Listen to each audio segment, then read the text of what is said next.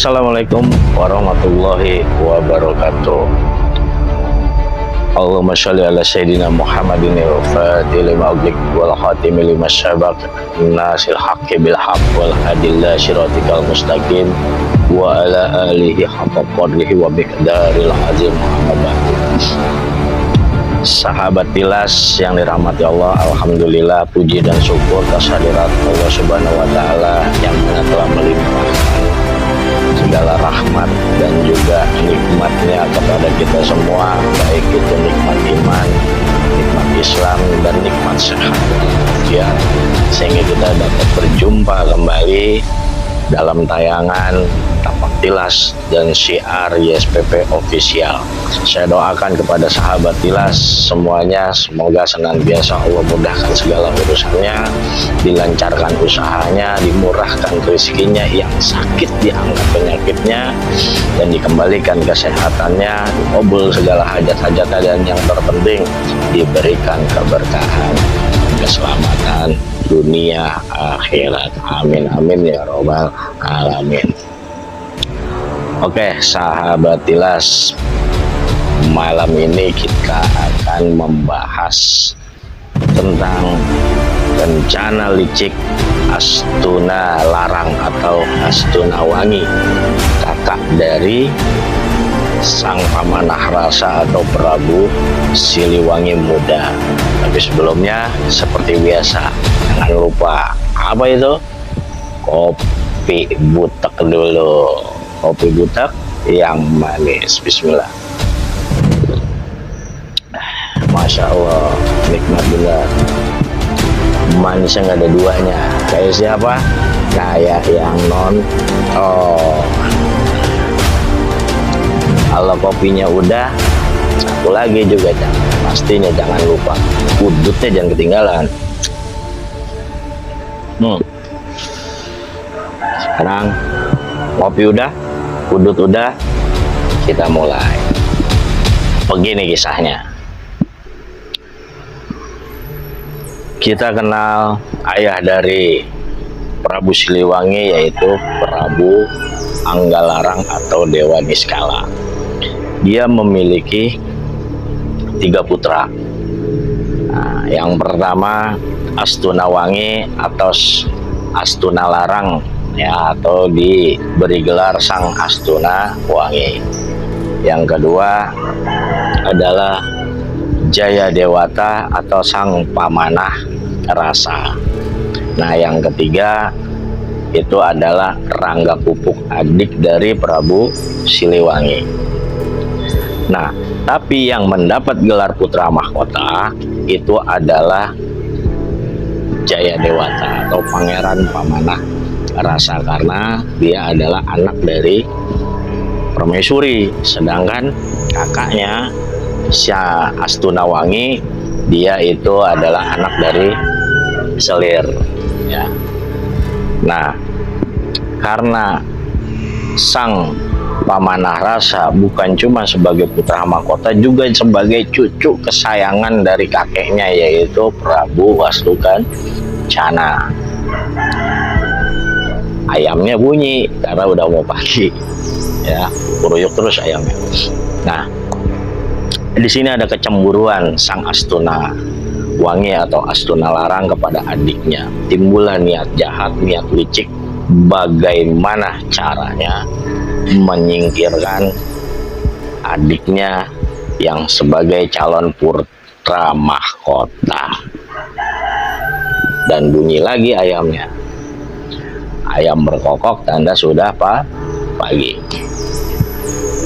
Akhirnya memikirkan ide merencanakan suatu niat jahat bersama para panakawannya, yaitu salah satunya bernama Tandesang. Panakawan itu apa? Pengasuh ya, mungkin di keraton itu ada pengasuh para pangeran ya. Pertama diajak ke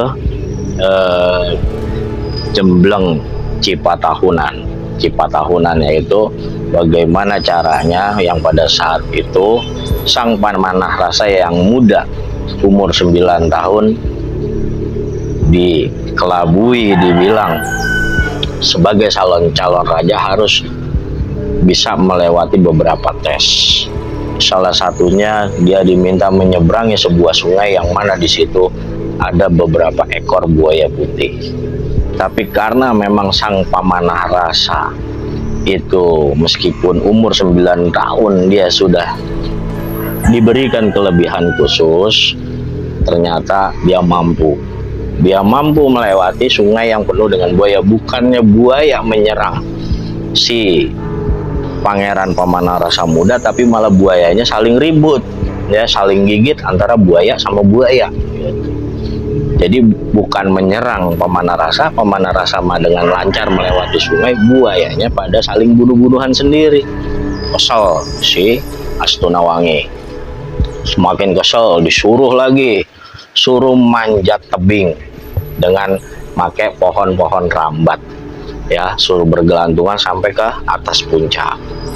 Nah, diikutin lagi dengan harapan rencana busuknya Astunalarang supaya si pamanah rasa ini jatuh di tebing itu. Ternyata itu pun bukan menjadi hal yang berat, tapi bisa diselesaikan dengan mudah. Ketika dia sampai di puncak, ternyata itu adalah tempat sebuah peribadatan, ya, peribadatan yang mana memang itu dijaga sekali, tidak boleh ada yang masuk tanpa aturan atau masuk sembarangan ke wilayah itu. Nah, sang pemanah rasa ini sudah memiliki sifat yang memang sangat menghargai sekali tempat-tempat leluhur, apalagi ini tempat pemujaan atau tempat peribadatan pada masa itu. Dibohongin, karena kamu naik ke sini kamu harus diberi hukuman. Pilihan hukumannya suruh milih, diasingkan atau dibunuh. Akhirnya karena sang pamanah rasa menyadari bahwa dia telah melanggar, dia manut aja apa kata kakaknya. Akhirnya dia memilih, ya sudah, terserah mau dijatuhkan hukuman apa. Akhirnya memilih diasingkan. Kalau misal kata ide kakaknya Astunalarang, kalau diasingkan seperti ini, ya, dijual gitu, diasingkan, dijauhkan dari keraton, nggak akan ada mal, pasti akan dikenali. Akhirnya Punakawan dari Astunawangi memiliki ide, diblepotin, ya, dikasih cemeng atau jelagah gitu, ya, pantat panci lah kalau kata kita, dicemong-cemongin jadi kelihatan hitam. Dan terus aksesoris kerajaannya itu yang tadinya dari emas berubah menjadi besi biasa, dirubah. Dan kata Punakawan atau pengasuhnya Astunalarang, kamu harus mengganti namamu, jangan pernah mengaku sebagai pangeran pemanah rasa atau sebagai pangeran Jayadewata. Ya, pada saat itu kalau menurut kisah ini yang tertulis di Babat Cariosan Prabu Siliwangi, disebut pada saat itu Siliwangi muda ini disebut Raja Sunu atau Raja Siwi. Akhirnya menyetujui Prabu Siliwangi muda itu dengan apa yang diarahkan, dia terima dengan pasrah dan ikhlas, panggil aku Si Siliwangi. Jadi Si Siliwangi, ya. Si Siliwangi itu di situ awal ceritanya. Si, jadi pakai ada si Siliwangi, si pengganti wangi. Akhirnya mau dibawa ke pelabuhan, mau dijual sebagai budak. Nah, sebagai budak pada saat itu rencananya mau dibayar oleh saudagar dari Palembang, negeri Palembang. Nah, disinilah akhirnya ada dua versi, ada yang misal digagalkan sebelum dijual, sebelum dibayar, ada juga yang menyebutkan itu sudah dibayar, tapi si saudagar ini ada masalah dengan perahunya, rusak. Akhirnya untuk memperbaiki perahu yang rusak itu, dia menjual si budak itu.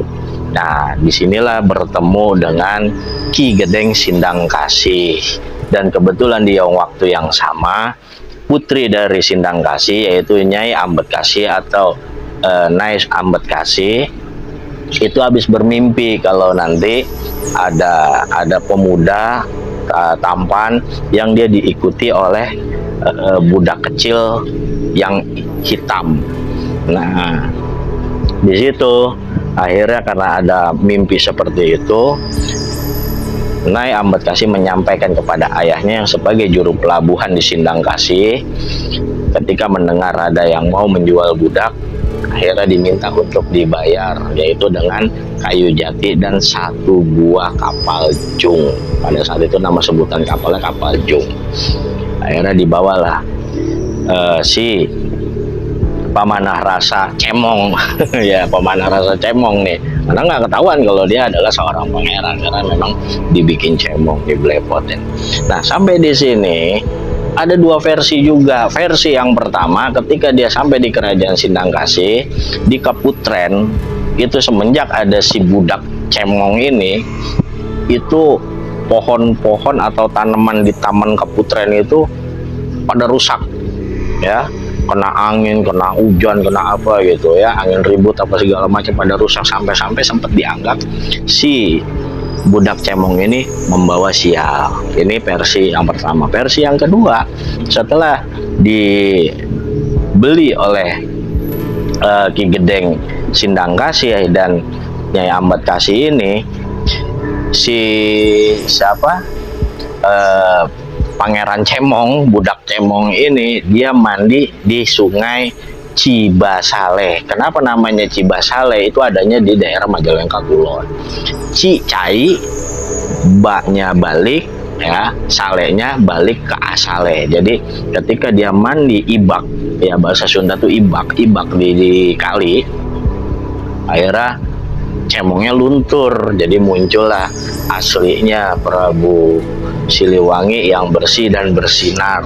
Makanya di Babat Cariosan itu, anaknya Prabu Anggalarang yang paling bersinar dari kecil, bagaikan titisan Dewa Wisnu pada saat itu, yaitu Sang Pamanah Rasa Dewata. Nah, kalau yang versi kedua, ketika 5 tahun dicari geger di kerajaan Galuh karena pangeran hilang, pangeran Jadewata hilang, dan si Astunawangi pura-pura tidak tahu, seluruh punakawan atau pengasuhnya Pamanah Rasa ini mencari dan tidak mau kembali sampai ketemu. Selama berapa lama? 5 tahun mencari.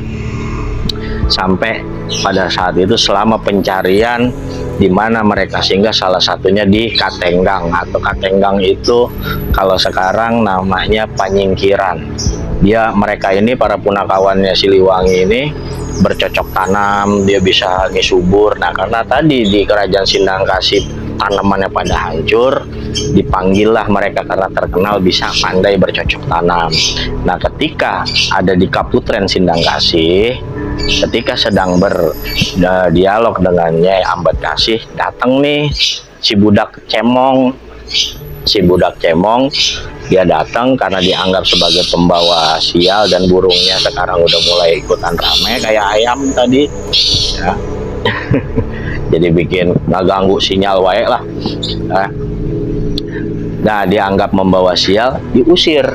Tapi si punakawan pengasuhnya Pangeran Pamanah Rasa ini mengenali kalau ini adalah sang pangeran yang dicari. Tapi kok pada cemong-cemong begitu gitu, jadi kayak budak dekil kayak begitu. Akhirnya ketika usir diajarin, ngusirnya jangan seperti itu, coba diguyur air si budak hitam itu. Padahal si punakawan ini sudah mengetahui kalau itu adalah junjungannya yang dicari selama 5 tahun ini. Akhirnya diguyur sih sama Nyai Ambedkasi pakai air. Nah, gantengnya kelihatan langsung kayak yang lagi cerita. Pede banget ya, langsung kelihatan kagetnya Ambedkasi dan terpesona dengan yang istilahnya jadi seorang anak yang bersih ya, tampan ya, ganteng, dan dia kembali kepada wujud asalnya bahwa sejatinya dia adalah pangeran. Oke, itu aja sahabat Tilas. Ikuti terus tayangan-tayangan Tapak Tilas dan Syiar di SPP Official. Mudah-mudahan bisa menambah insight perspektif kita dalam pengetahuan sejarah Kerajaan Pajajaran. Yang penting jaga terus kesehatan, jangan galau di tengah kesulitan, yakin selalu ada kemudahan. Maka dari itu senantiasa jaga istiqoroh, qanaah, dan istiqomah dalam mencari ridha Allah. Maju terus jalan yang lurus. Assalamualaikum warahmatullahi wabarakatuh.